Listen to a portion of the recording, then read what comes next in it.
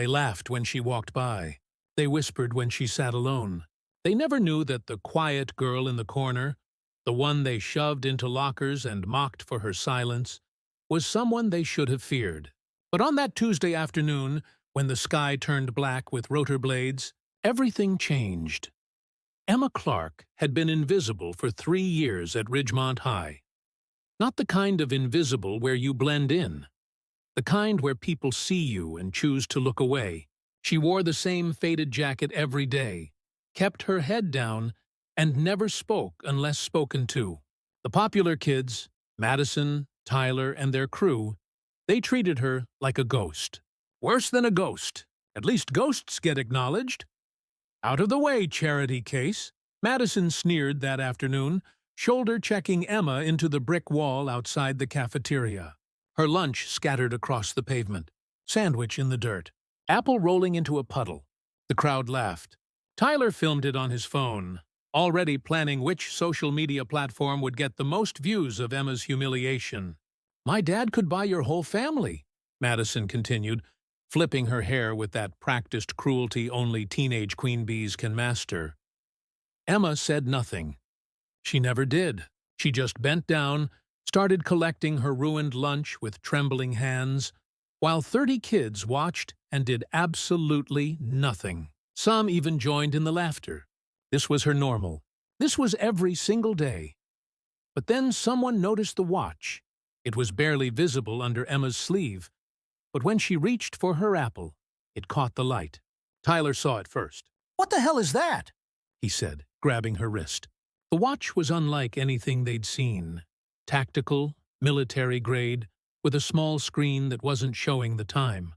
It was showing coordinates and a single red button on the side. "Give it back," Emma whispered. The first time she'd spoken to them in months. Maybe years. Madison snatched it from Tyler's hand. "What is this? Some kind of toy?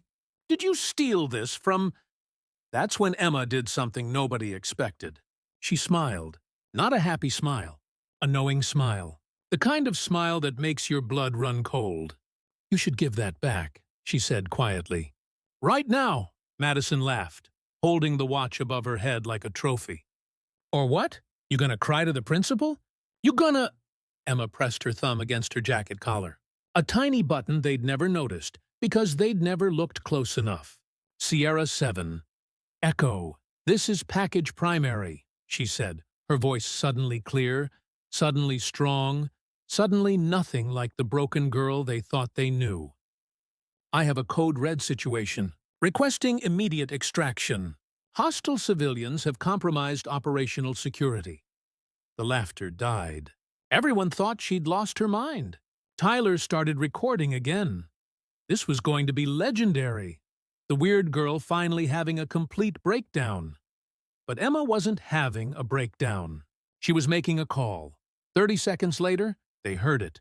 That deep rhythmic thunder that shakes your ribcage. Everyone looked up. The sky was clear blue, but the sound was getting louder, closer, impossible to ignore. Madison's hand started to lower, the watch suddenly feeling very heavy, very important, very wrong to be holding. Then they appeared, 2 Black Hawk helicopters coming fast and low over the school building, their shadows swallowing the parking lot, their presence so powerful that every conversation, every laugh, every cruel word died instantly. The helicopters didn't circle. They landed, right there on the football field, 30 yards from where Emma stood. The rotors created a windstorm. Madison dropped the watch. Tyler dropped his phone. Everyone dropped everything because armed soldiers were now running toward them. 6 of them, full tactical gear, moving with purpose, moving with urgency, moving directly toward Emma Clark. "Package primary. Are you injured?" the lead soldier asked, his hand on his sidearm, his eyes scanning the crowd like they were potential threats. Because in that moment, they were. "I'm fine, Sergeant Morris," Emma said, picking up her watch from the ground, her voice steady as steel. "Just some civilians who didn't understand boundaries."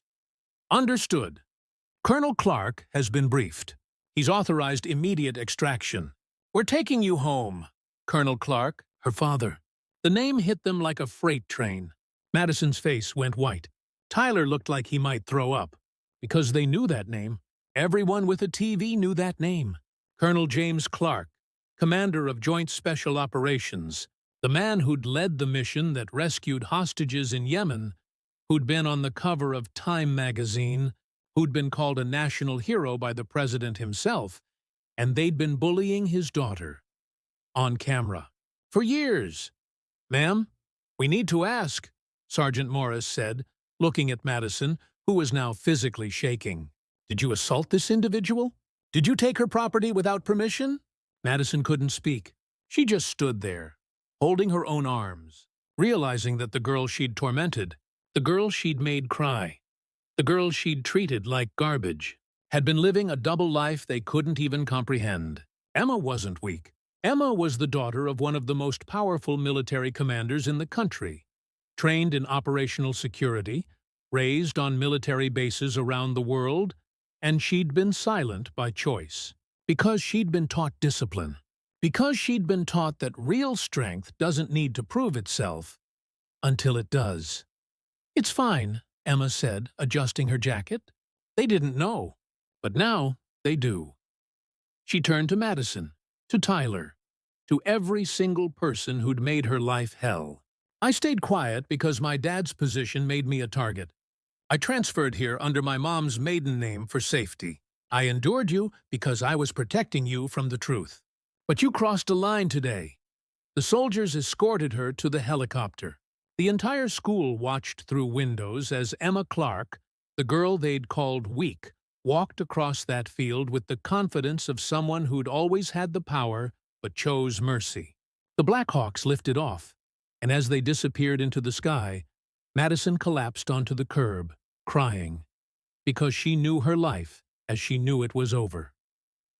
The video Tyler took, it went viral, but not the way he'd planned. The whole world saw what they'd done to a hero's daughter.